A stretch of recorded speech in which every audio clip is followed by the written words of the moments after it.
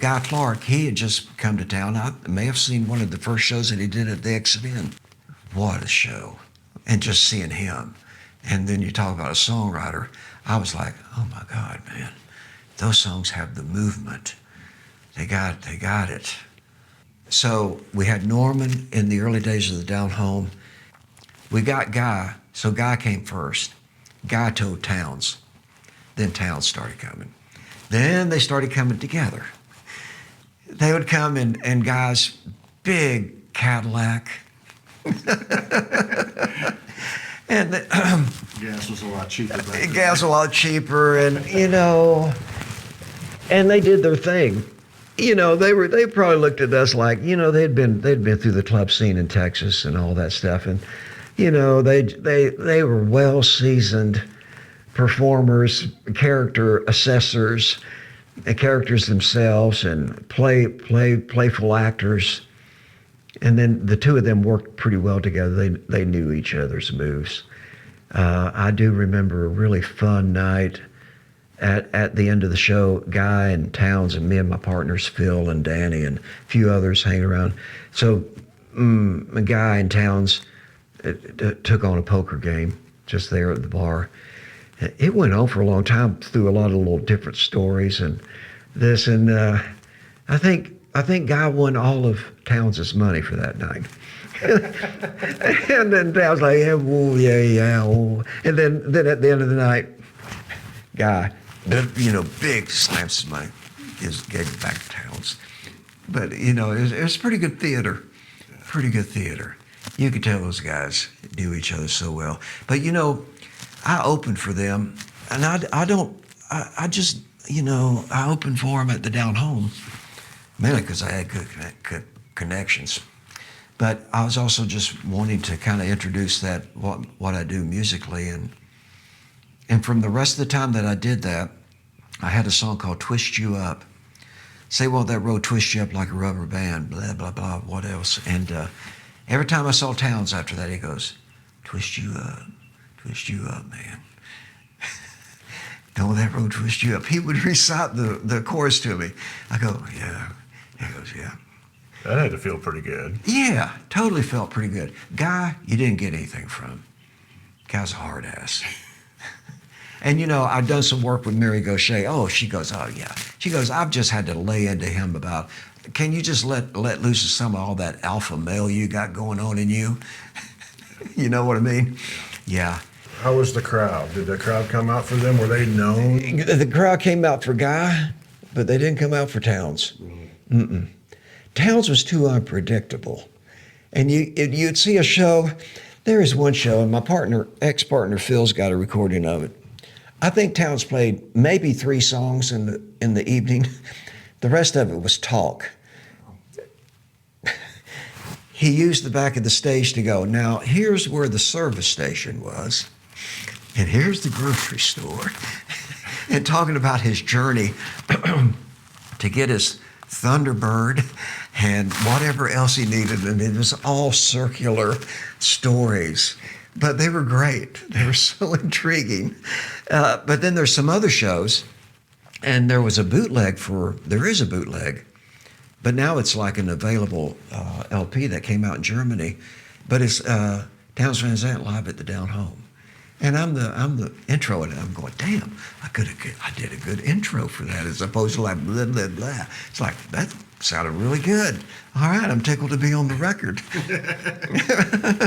Townes was great. He had fairly good social skills, He came sober, and he came not sober.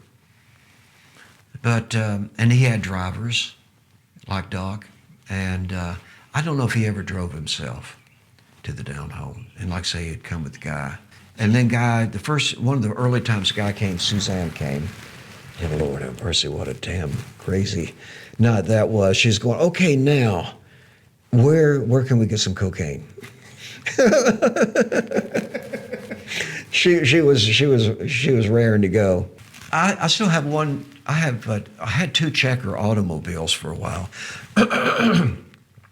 And I mean, for a period of time, there was a lot of good moonshine coming to the Down Home. Good quality moonshine. And for a while, people were coming ooh, is there going to be any shine? Oh, and then there was a guy there, Brother Dave, who was a fixture and just a total, he was our ambassador. Oh, yeah, I think I could fix you up here just a little bit. Would you like some apple pie? And, ooh, apple pie, yeah. You know, I swear, Guy drank a whole quart of apple pie just sitting after the show. It's like, okay. And What is apple pie for the people that don't know? apple pie is a really nice moonshine that has the taste of apple pie. And it's good. It's real good. That sounds and dangerous. It's easy to drink. It's not as sweet as a peach, but the apple pie is just like good quality. But he went through a whole damn quart. And then I drove him to the hotel, and we drive by Crystal's. Ed, pull in there. He says, don't worry, I'm not going to puke in your checker. What is this damn thing? I said, it's a checker. That's what I thought it was. I ain't going to puke in it. I go, good. It still amazes me how he drank a damn quart of, and he was fairly sober. He didn't get mean when he drank, or? No, I never knew him to get mean with that. You know, he knew not to drive that night, but I was just amazed that he wanted five of those little Crystal burgers before he went up to his room. That was pretty fun, just me and him, me driving him in my checker, and that was a good car for him. It had plenty of room. But he sat in the front seat, so I didn't become like a cab driver or nothing. Well, just for the hopeless people like me out there who are curious, what hotel did they stay in Johnson City? Everyone stayed at a place called the Greystone. It's torn down now. Yeah, but it was just one of those 50s, 60s hotels. Just kind of like the old style, but maybe like some kind of brick structure in the front. Like an old motor lodge? Yeah, exactly. You know, and that was good accommodations. All of these shows were 80s and 90s. Before I forget about it, I interrupted you when you said something about Suzanne. That was a crazy night, and she... No, there was not much interruption except to say she she put a new dynamic with Towns and Guy being there.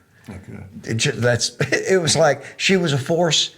I would have liked to have known her, but you could tell that he was so alpha. I don't know what a woman's called that same way, who's strong, spirited. And pretty much don't get in my way kind of person. So it changed the dynamic. I enjoyed that she didn't come again because she just brought kind of a little bit of the Nashville, kind of thing. And I think people, when they come whatever, to the down home, they knew that this wasn't Nashville.